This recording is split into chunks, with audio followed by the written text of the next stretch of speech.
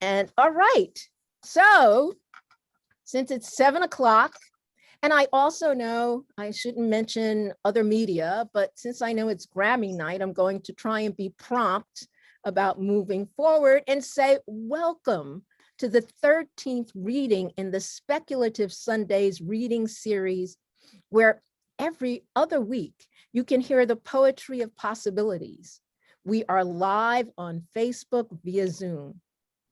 I'm Akua Leslie Hope, speaking to you from the ancestral land of the Onondaga, also known as the Seneca, keepers of the Western Door in the Southern Finger Lakes region of New York State. I pay homage to the Seneca past, present, and future, and to my ancestors by whose grace I exist and am sustained. This event is funded in part by poets and writers with public funds from the New York State Council on the Arts, with the support of Governor Andrew Cuomo and the New York State Legislature.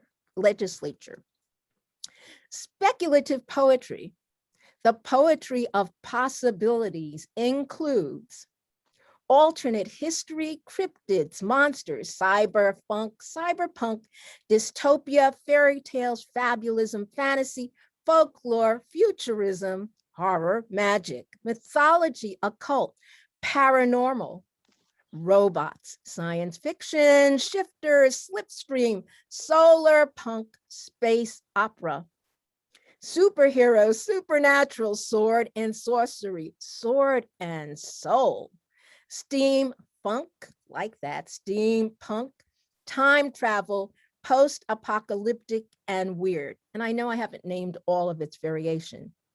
It takes all poetic forms plus sci-fi coup.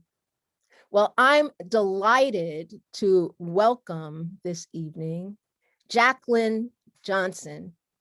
She's a multidisciplinary artist. We were just chatting about that fabulous multidisciplinary artist who works in poetry and fiction as well as the fiber arts.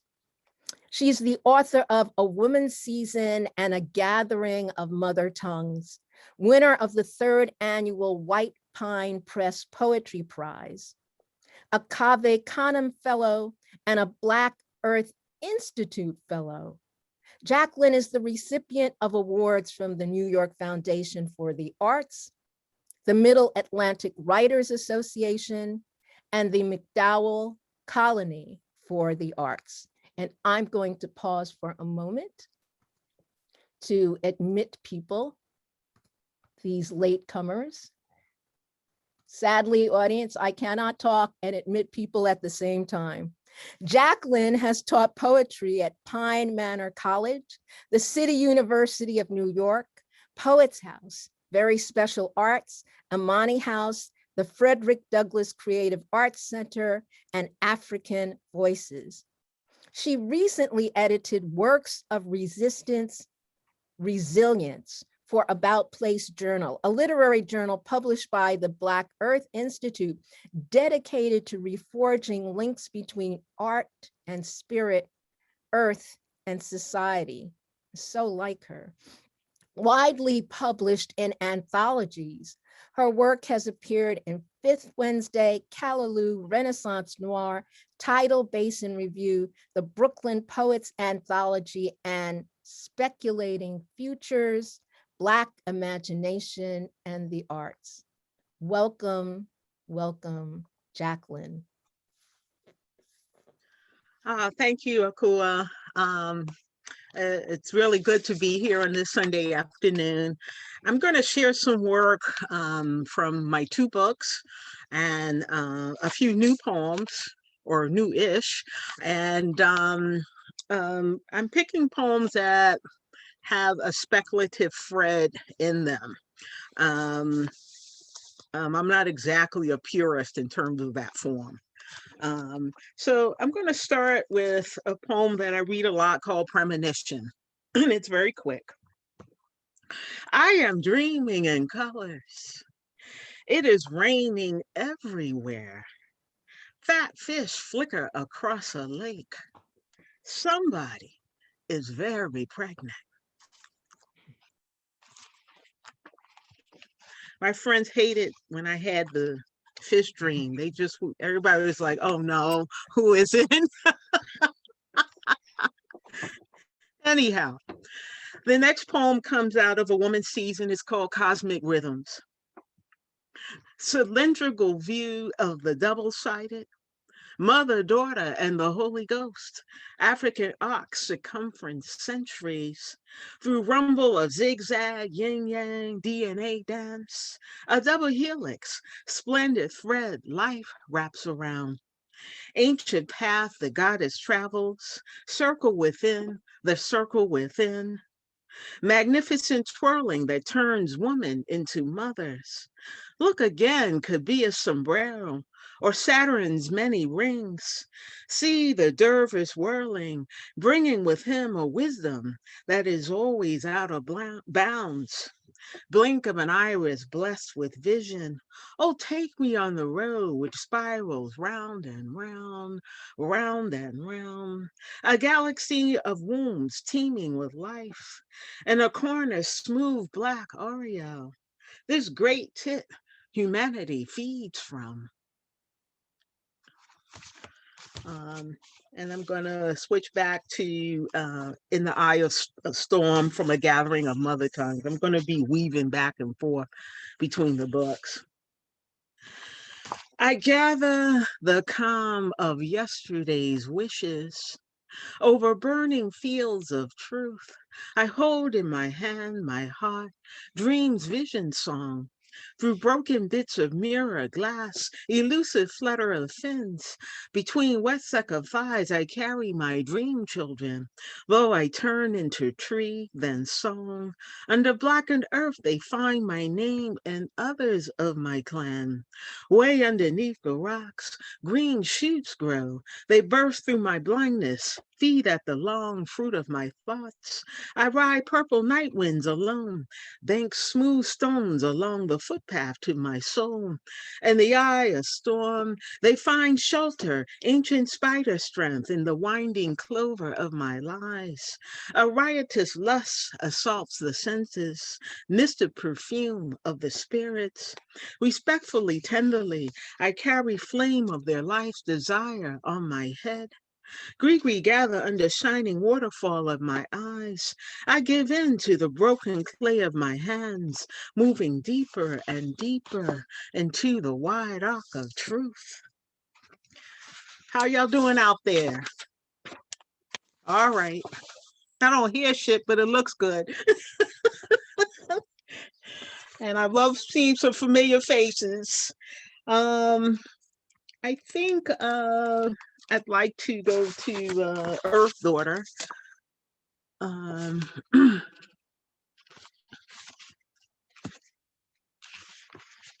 this poem is in two sections.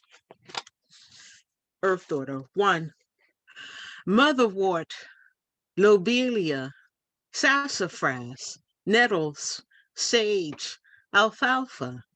Southern belle lifts up tangerine sky with that hat. Peek out under its brim, confident and strutting. Instead of dogs, maybe they are your familiars, bouncing in joy-filled abandonment, coldness of dew on their paws and noses. Sister, they call you. Anything green you can grow. Babies lingering in the womb fall into your open hands. Women, men, and children gladly swallow steep teas made of weeds, trees, and herbs. Mullein, burdock, cumin, shepherd's purse, rose hips, peppermint. Your spirit a beacon to the river's hidden ways.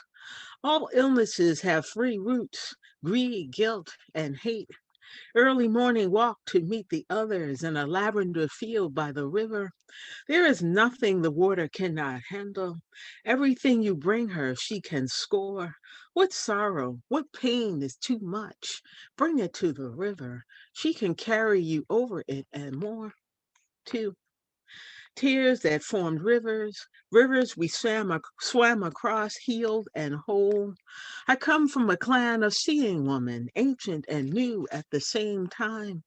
Sister, just because you see across the veil does not mean you forego the journey. Each step as precious as the one before it. Each herb a brass bell unto itself. Wicked spiral of energy swerving through us all. Healed everyone across the county for 2 generations. A woman then could be that whole, could be that giving. And I think I'm going to read this poem for a friend of mine, Sharon. Every now and again, you meet someone who is way ahead of everybody. Sharon was about 30 years ahead of everybody, and she put her marks on me so gently I didn't even know I had been cut. But she was quilting. She taught me how to quilt. She was the first vegetarian I met. Um, and she was like this. She was really not wholly of this place. She was really something else. So, Sister Suki, I'm not sure the title of this poem serves the poem, but anyhow, Sister Suki, I believe you came right out of the stars, skin the color of eggplant, carried 2 braids, covered your head. It was always something to watch your healer's hands turn a piece of scrap cloth into a broken slave chain, wedding band, strip quilt. You patched uneven squares of your mother's thunder, transformed yourself into an elegant African broadcloth, becoming fertile, healing like an aquabana dancing around a slender waist in wind. I remember you worked 3 jobs, 2 that should have gone to men. When you gave your baby back, some of the light went out of you, though you had a seer's eye, seeing hours around plants and babies, talking about times 20 years from now. It must have been a struggle to be around regular folks. You took those nobody wants you children, enduring bites, tantrum kicks, to get one word of understanding, of knowingness out of them. More than queen bee, diva, or high priestess, you wore earth shoes, chewing a licorice stick, talking long in about cleansing, healing our bodies, our minds. Put the tongue of understanding on all of us. We black-eyed Susans blossoming, coming Delta strong. Your spirit, a precious medallion around our lives. And some people are just for, like a certain time in your life. Like I have no idea where she is in the universe. We were students together, and that was the time we had. Um, let's see. I'm gonna try this poem. It's another poem I'm revisiting. Uh, on the way to that poem, I'll read this poem, Bahia Dawn. I eat blue sky, blue of Bahia. Every morning, sun opens my skin to the bone. It's all the freedom I know. Okay. And a long time ago, I fell in love with this Brazilian musician, Nana Vasconcelos. And he was just fabulous. And I had a few times to hear him live. And I almost, almost ended up in Recife. Anyhow,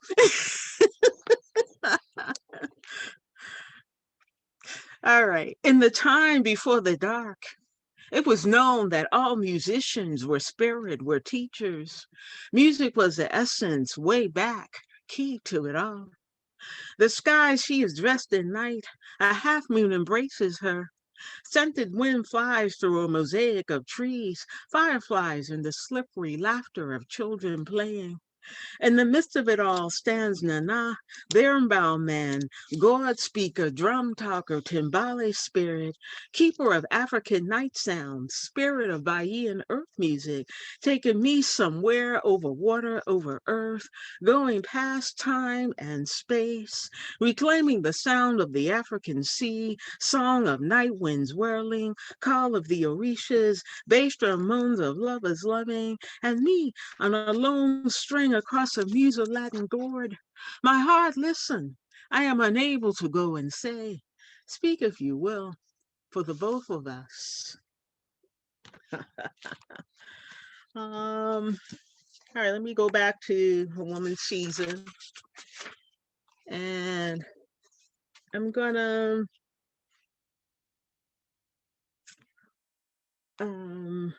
soul song, The Long Memory.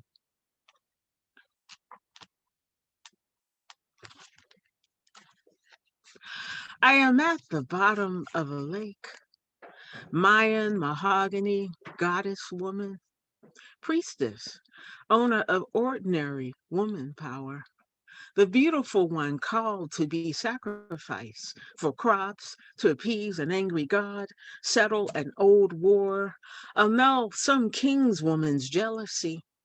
Once the beautiful sacrifice at the bottom of a lake in my old country. I lived there a long time, 2, maybe 3 generations, waiting for that one blue eclipse of a silver moon when body and soul flow back to land, human form. Oh, primordial mother, showing others the way back to shores long forgotten. Search. And this is my interpretation of an old myth. Poor Isis, true unctress, going from post to pillar, and every woman's doorway, looking for glad glimmer, heart, soul, small ebon pieces of a god, a man, blue lotus, Osiris, who once was your husband. I think a lot of women are looking for Osiris. Ha ha.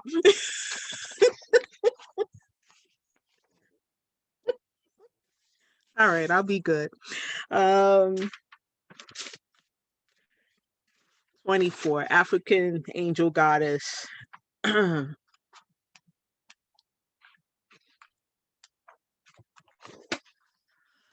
No ethereal illuminations for her. She was always earthbound, attracted to nightlife, music, places where folks were dancing so hard, bodies rained sweat. African angel, mother of humanity, Lucy definitely isn't her name. See her wearing silver kicking ass alligator boots. Get right in my face shouting, girl, get the hell up. She wears her halo glinting across her Delta Y forehead, the harp and horn thing she left in heaven. But she'll walk you through any adversity, knowing all pathways in and out of hell. She can visit wearing many disguises, rags so dense, only the gold of her face is visible. She speaks Mandarin, Bantu, and Twi, same sweet mother tongue to her. We'll meet you at the river Styx, bored we're crossing over in that rickety ass boat. Might even give you a second chance, 'cause it's rebirth in life that interests her. She's in the smoke where women gather, bearing arms, refusing to be raped, murdered, and made refugees from their homes. Women of war in Liberia, Rwanda, Sierra Leone. Women in Abuja, Cape Town, Harlem, Arusha. New women everywhere gather to give birth to a future we can inhabit. African angel in the middle of our middle passage, etching freedom over us, kicking us forward. New woman, change forever.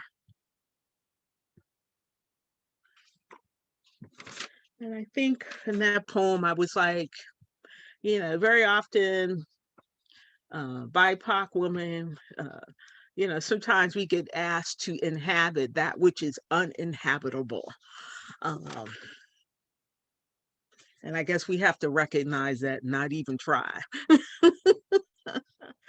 Um, let's see. I'm doing okay time wise. What I got like about okay. Okay. All right.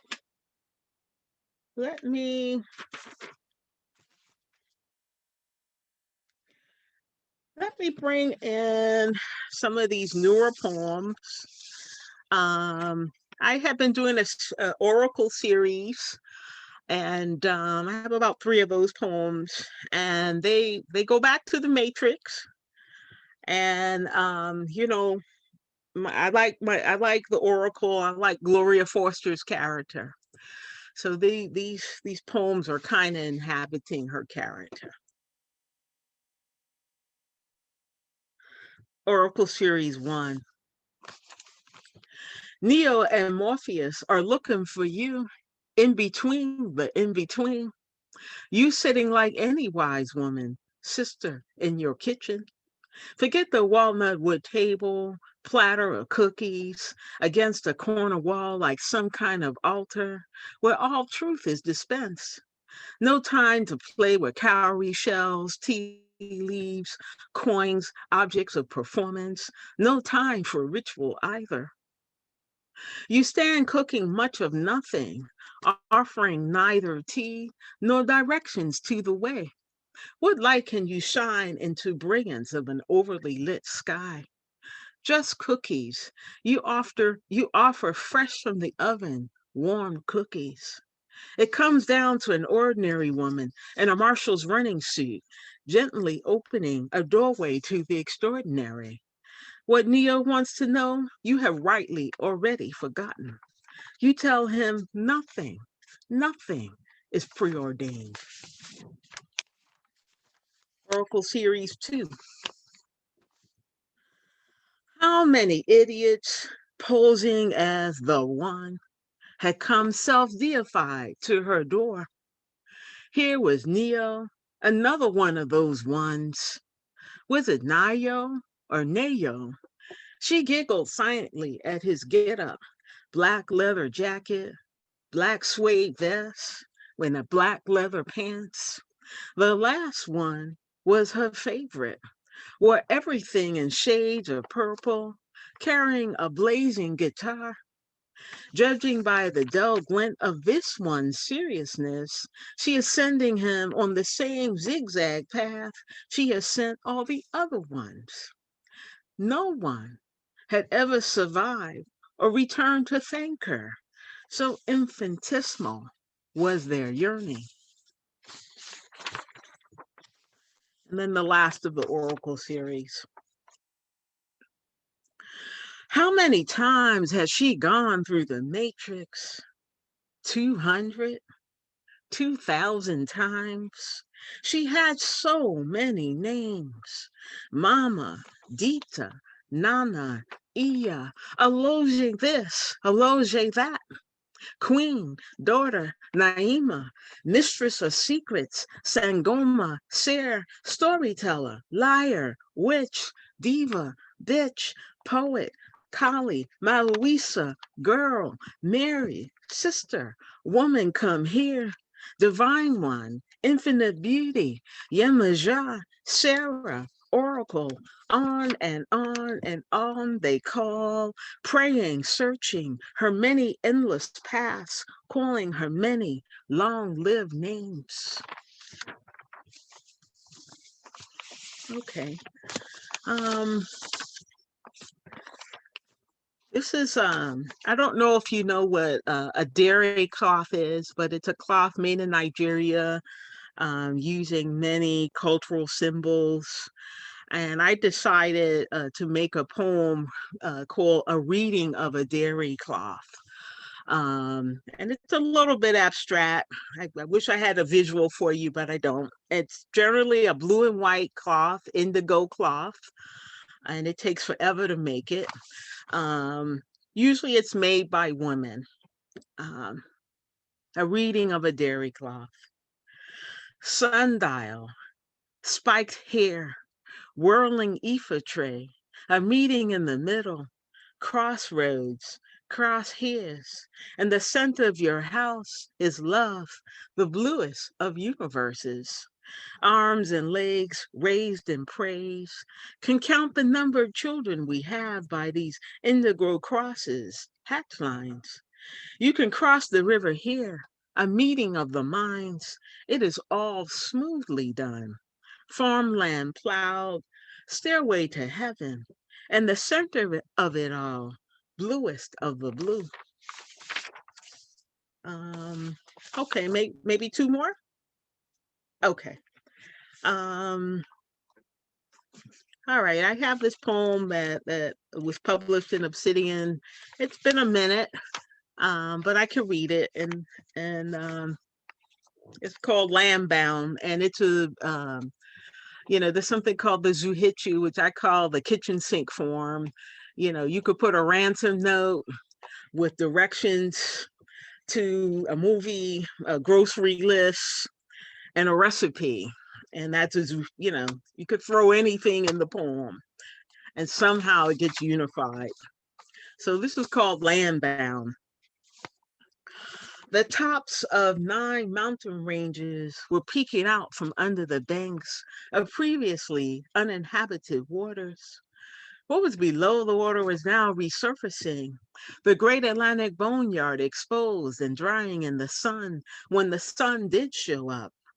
So many had died in slavery, and all the slaveries. The true numbers would never be known. Land was still sinking, and humans had less land to live on. Those who could get out of the Americas fled to the seas and Africa, the one remaining continent. Super tiny corners of China peeked out from under a deepness that was not blue or brown, but fuchsia. One land depopulated, one overpopulated. All of the Americas were gone. Some of the world's gaudiest, arrogant, cruel bastards gone. At first, we couldn't bear to look at the bodies hanging in the trees, but after many months, you get used to them curling and drying into leather in the sun day after day, dangling like earrings. Inside the leathery skin lived colonies of other beings and souls. They were not pods nor seed-like, nor breeding in some gelatinous mold. Was this some kind of migration? If so, none of this was considered official. No government left, or holy men either. None knew if they were plant bodies like calabashes or gourds. They did not resemble the dry, lifeless bodies of starfish who died by the thousands in the early 2014s, signaling to the whole kingdom something was really wrong. Back then, the old mothers of nature were generous. They sent trillions of messages. Even the dumbest deaf blind would get it, yes? This was not cow flesh, nor bear skin. What? Who knew what supernatural bodies looked like? We all hoped their creators were at least as imaginative as the ones left in our world. Some had tried to live on the moon, go to other planets. We had seen spaceships return burning in the corona of the Earth's atmosphere, reduced to a gray sea of ash. This time the change was real. The waters of the polar cap had melted in less than a generation, overtaking all life in the Americas. The rest of the world began to sink in currents, weird watery blue holes that swallow arcs, cruise ships, and continents alike. We knew we might just be the last of the land-bound ones. We just might be the last ones. Okay, and I have one short poem and and one semi-short poem. Search to grow a skin so thick and hoary, bearskin, possum burr, rhinoceros horn rooted in the strongest part of the head, porcupine quill, alligator teeth, red elk coat covered in cowries, elephant tusk, elephant back. What strength can I conjure to get through these times? And then I have one last poem. Thank you. Um, Green Symphony. I am the water's daughter, longing to know her hidden ways. Always curious, I swim uncharted waters. Ancient mirror reflects my truth. Thin bands of God's green, dried leaves, mixed with loam of several generations. Wild fields of corn, white sage and lavender, a flock of blue jays, arcs of birdwing, angels in the mist, incessant cacophony, more urban each second. Silence and sound of the open road. All around bivouacs, tributaries of a wild rushing thing.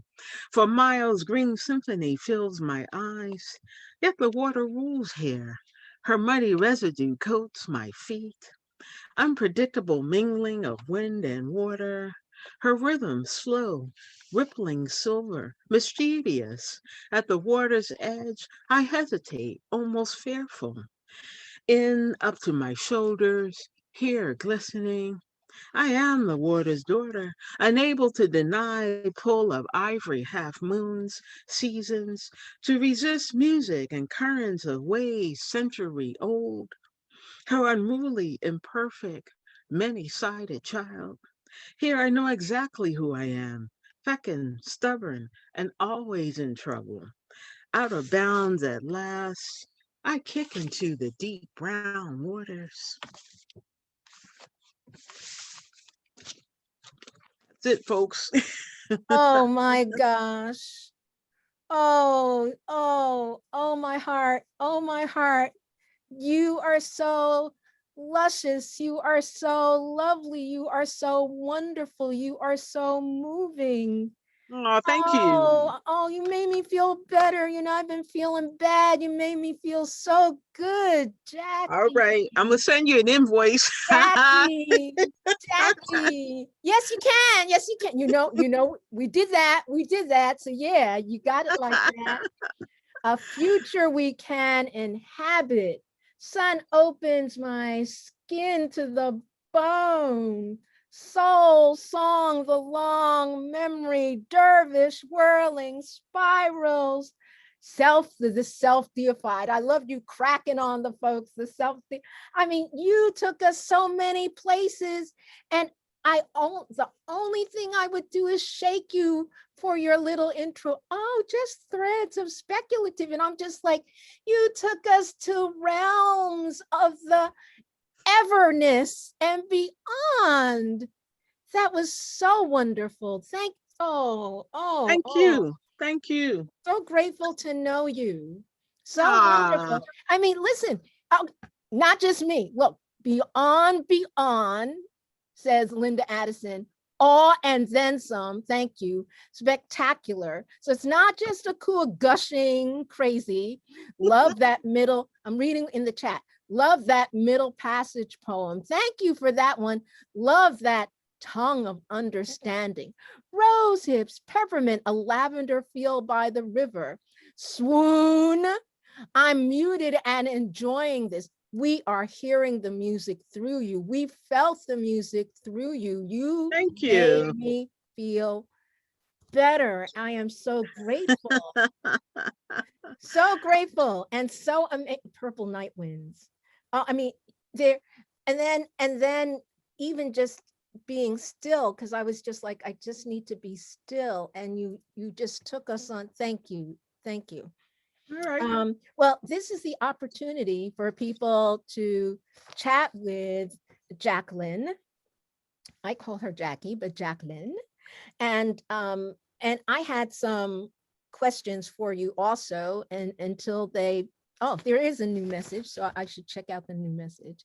New message, new message. Oh, thank you. Another thank you. Thank you for the many places you've taken us. You see, it's not just me. Jackie, that was fabulous. Thank you.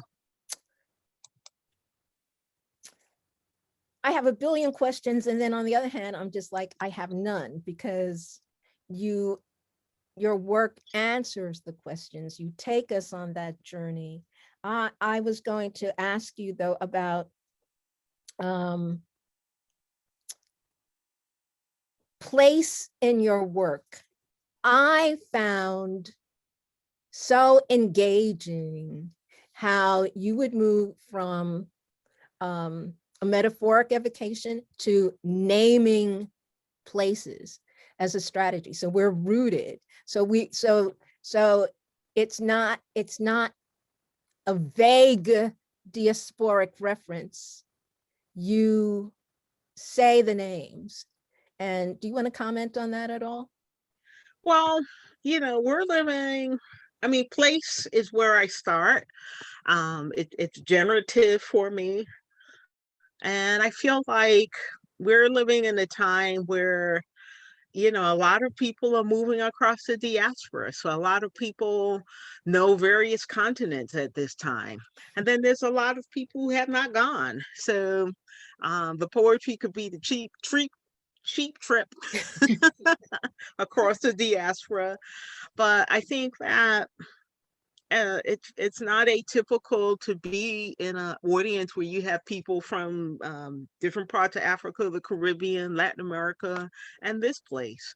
It doesn't always happen, but I feel like that's where my consciousness is. But I do try to name specific places, um, just as a point of my reference. I don't have like a profound thing with it, but I do know that if I'm in trouble, I can always go back down to South Carolina and Mm. get started there. If I can't get started on anything, I can always go start walking down the street in Charleston, or I rarely use New York, That's ironically. I was going to ask you about that because I think of you as a New Yorker, but you're not from New York, but you've been here to my 1,000 years. mind for, well, for a lifetime, for your adulthood anyway, I think. Hmm. Yes. So Yeah. where are you from?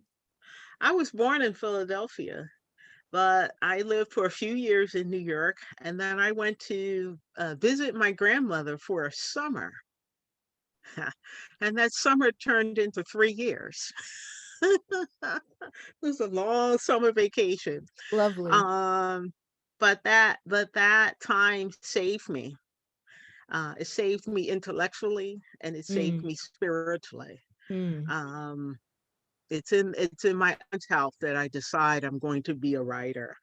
Excellent. It's in her house that I bring some art home, and nobody knows what the hell to do with it. My grandmother almost curses me out for bringing art home, Oh, but she was born in but you 1890 but 96, so I you pay forgive her. homage. You pay homage in that beautiful way then. Yeah, yeah, but as I told someone in a different conversation, I said, there were flashes of the artist that would show up, but people people were not feeling it. That's all I'll say. I'll keep moving. 1896, and she's still with us? Oh, no, no, she's Oh, gone. oh, she's gone. Oh, She oh, lived she lived to be about 95. oh, that's amazing right there. Yeah. That's oh my gosh. Oh my So God. and she was uh, uh, her mother was full blood Indian from the Cherokee Nation, and Ah, her father was African American. So ah. she's that first blend. So the stuff that she faced and what she had to deal with was very, very intense. So um, Oh, that's a whole nother lesson and instruction and experience. Oh my gosh. yes, yes. And Yeah. she did not talk about her ancestry Oh, in she that did. in that way. Um, she just didn't. When people say, which me should I liberate? You- that's, she had that challenge, burden. Yeah, no, they were not treating Native people well. No, they And so still they still don't, right? yeah, So yeah, it's still a horrific story. right, right. And so that was the thing you did want to show. Mm, Um, mm, mm, mm, mm. uh, Wow. so That, by the time I'm coming to visit for the summer, I'm looking at my great grandmother's picture on the piano, mhm. And no one ever says that she's Cherokee. I don't really Oh, make that connection until I've long left that house. wow. So that's Um, another area, though, that's interesting because I'm just like, that's a whole nother area for you to write about and explore. I am doing some work, but I think a lot of the work is visual because Ah, I do have images. So right. that stuff is definitely going to be in quotes. Hmm. Um, Hmm. And quilts, by the way, is one of Jackie's other disciplines. And she is I don't want to use that word. So what's a better word than master, right? She is a fabulous quilt maker. But for using the old language, she's a master quilt maker. And her work is just stunning. Please, you can Google her and see it. There is a question from the audience, so I'll shut up for a minute. You captured me years ago, says Linda Addison, when I first heard you read. Your voice always with me. How did you develop that? I'm not sure. Um, I do know that I was born to a singer. That I Mm. had my aunts tell me I had a really high soprano voice as a little girl. My mom and I would hold concerts. When I lost my mom, Mm. they told me that some of that voice went with her. I've Oh. always sang. I've always been in choirs. And when by the time I got to college, I was doing, haha, I had an FCC license. Haha, remember those? Yes, I do, because I had one too. So yes, yes, So I sister. used to do Yes, sister. radio. I did radio when I was at NYU. I did And it when I was at Columbia. oh, cool, cool. So yeah, I did that for like 2 or 3 years, as an on air person. Love it. So maybe that voice comes out of those many threads. Mm. The song, your musicality is, at least for me, even more evident now than when I first was listening to your work. It's I feel that you've come into a deeper, wider embrace of it. And it's just gorgeous. Okay, so here's another question, right? Keep quiet, Akua, let people ask. Uh, do you ever write a poem inspired by one of your quilts? That's a great question. Um, I And do have. before you answer that, I'd like to hear the flip of that also. Have you ever made a quilt to go with a poem? Okay, I think I have.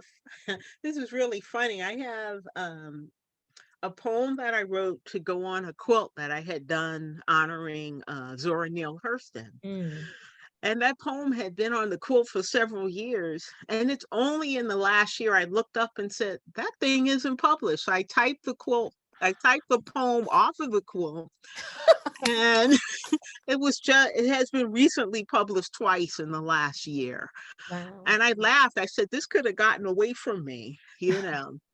I also have a poem that I did a quilt honoring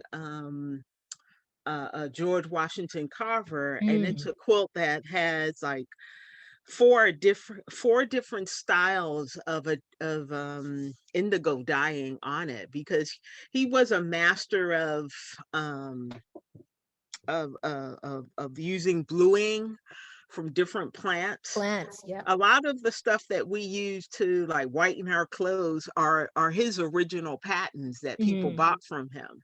Mm. He was a practical scientist. And so I wrote a poem honoring him. But that one I actually did put. It's actually in a woman's season. Um, do I ever? Do you notice someone is holding up her copy of your book? Can you Uh-huh. see that right there? Yes. That's a gorgeous Thank book. you. Haha. I agree. I agree. Yeah, but I think that I have a few quilts where I've put language, and it's really the subject, and that it really goes from the quilt to the poem. I don't do it a lot, um, but I do have a few poems with poetry or language in them. You quilts Um, with poetry or language in them. yeah, Yeah. yeah. I did a quote for Obama that had language from 23 different poets in it. Um, Wow. and which got me in trouble with the curator. I had Oh. releases and permissions from everyone, Mhm. and the curator would not accept the quote, because they did not want the possibility of a lawsuit. And That makes no sense if you, never mind, yeah, some but people, they had a number of people they put had up. issues. They had people send in work that had legal entanglements, and they were sued several times. So Mhm. sometimes you have to surrender and keep going. Once burned, twice shy for them. Um, this is a lovely question. Oh my gosh, great audience. You took us everywhere, literally, and somehow never left the water. Can you say more about that? I don't know how the water has become such a fixation It in is for my me too, suddenly. and I was that chick who, as a little girl, you would take me to the beach, and you would, leave me at the wall, and I stayed at the wall the whole damn time, Oh, right? Not going anywhere near the water, you know. And then in my 20s, I decided well, when I was a teenager, I did learn how to swim, but I didn't like really take it in. Like I could swim on my back from here to anywhere, but my front crawl leaves a lot to be desired. And so I decided I'm going to take swimming. I took swimming classes. I took beginning swimming like 15 times. wow. I would just be that chick that would show up and they would go, "Oh, she's back." Uh, I want to share something extra. I don't know if I call it extra textual, but in preparing for today's reading, I listened to you read about your grandfather and sailing and the boat. yes, my grandfather. So okay, please speak to that a little. Yeah, my grandfather, his father built boats, and he learned boat making from his father. But he was also, the guys that he was also someone who would, if a boat came in the harbor, he would guide that boat in. He Oh. was and he managed the lighthouses for a certain region in the South. So So I'm that just nudging you. It sounds like water is in your blood somehow. Yeah, and he was a part of the men who did fishing in the South Carolina waters were called the Mosquito Fleet, because they just had these little boats that they made and they Mm. did their fishing. And his father was actually in the harbor when a huge like cruise like boat came in, and he was killed.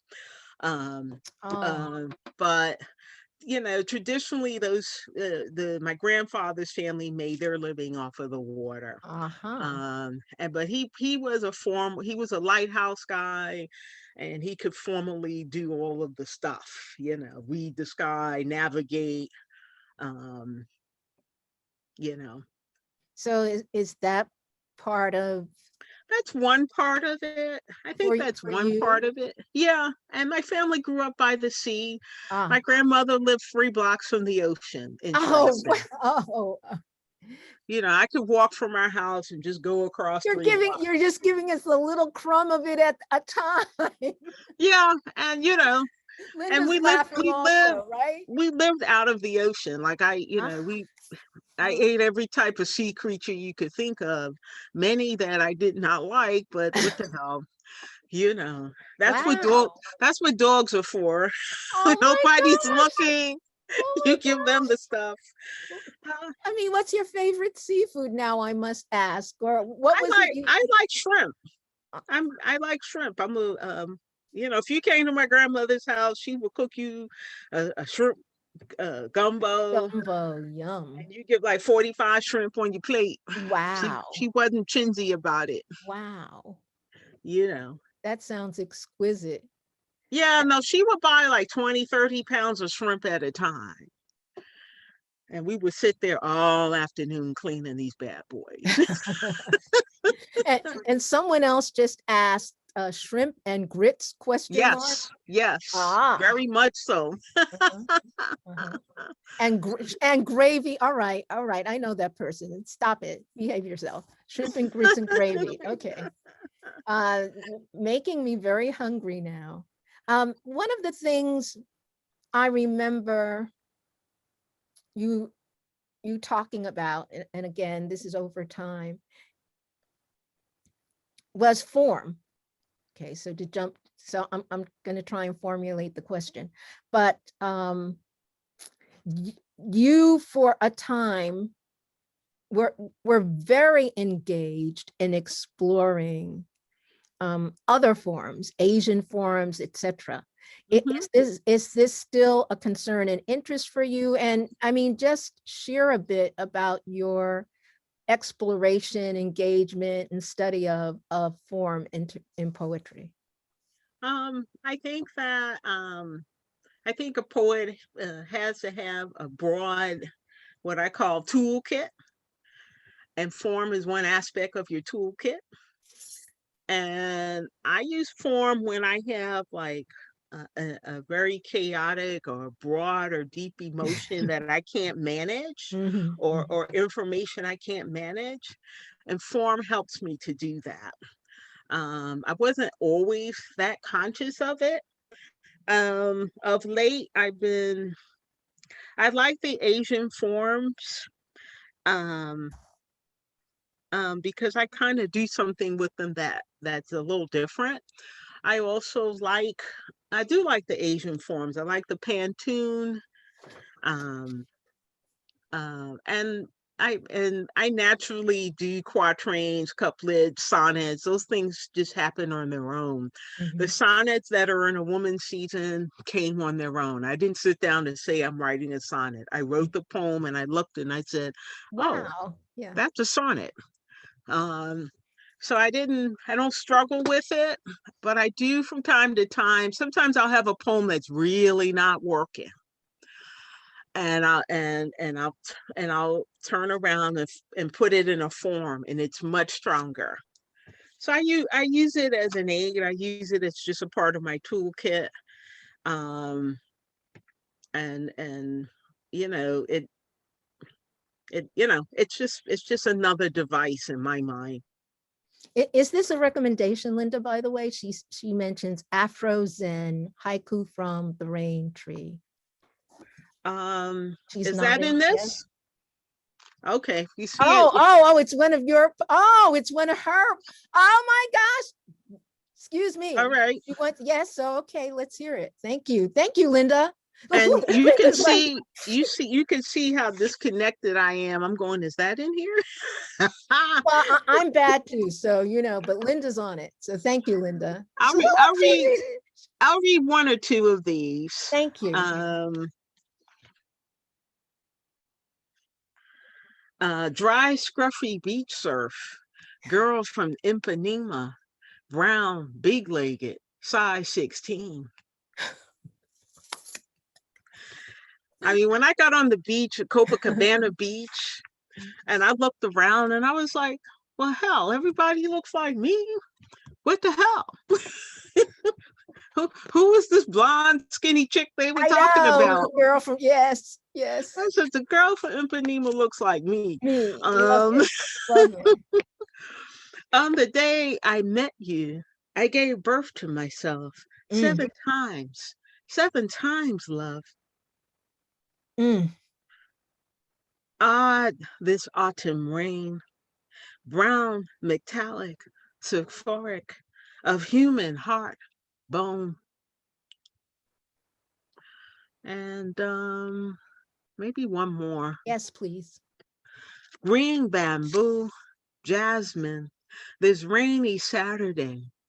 Stay, Stay right there, love. Woo! Woo! Yeah, we're like, oh, sookie sookie now. Oh my gosh. Well, why go Oh, in the room if she's not gonna do something with oh, it? oh my gosh. Oh my gosh. Oh, oh, I'm not gonna blush. Oh my gosh. Oh, thank you. Is that oh stop. Okay. Is that afterglow this fresh person asked in the audience? And of Um, course, they get no answer. of course, right, all right. They get no answer. Um, you Thank you, Linda. you work as an editor and well, okay, pre-editor, I was surprised at the amount that you've been teaching. So you've been teaching a lot and you also are an editor. And so at what point in your process do you edit your work?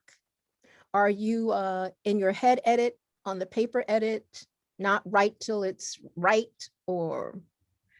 I don't have a lot of time. So when I do a draft of a poem, I try to go through 8 or 9 drafts in one sitting until I can do no more. Mm, It doesn't always happen that way. Um, and then sometimes I do a draft, and it used to be, and this is my old desk, I would print the poem out and not see it for months. It would just get lost in the sea of paper. mm. And then I would find it and go, who wrote that?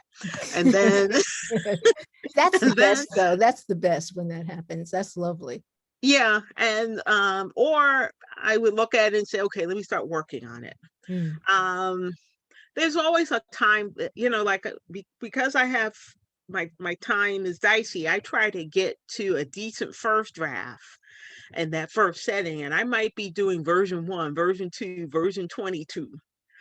I just keep renaming the mm, document, mhm. even though of late I'll just keep cutting it until I get to what I want, or adding and taking stuff out. But um, my last edit is the reading aloud.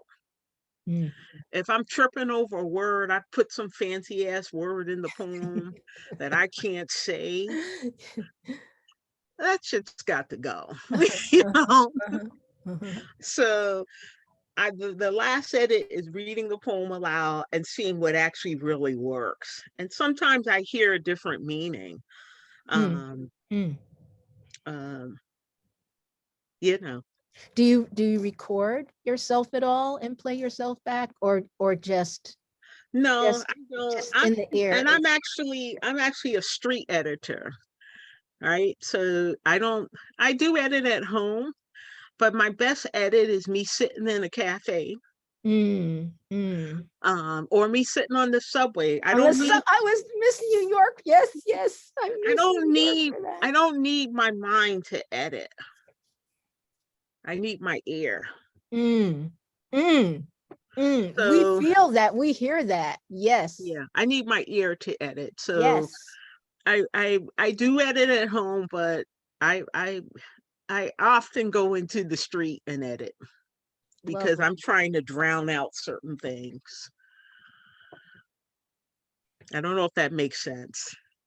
It does. It's beautiful and it fits a lot of what we experienced in hearing your luscious, wonderful work this evening.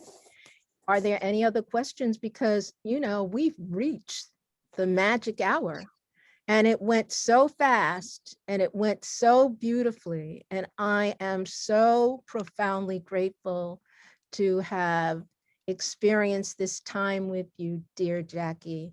Jackie is a wonderful, wonderful person, as well as a wonderful multidisciplinary artist and poet. And I'm grateful that you were here.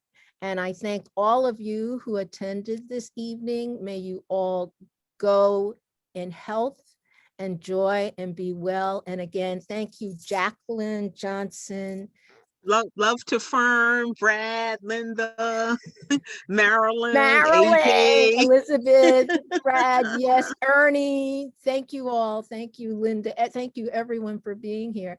And Yes. be well. Yes. Bye. Thank you, Akua. Thank you, Jackie. Bye. Bye. Bye.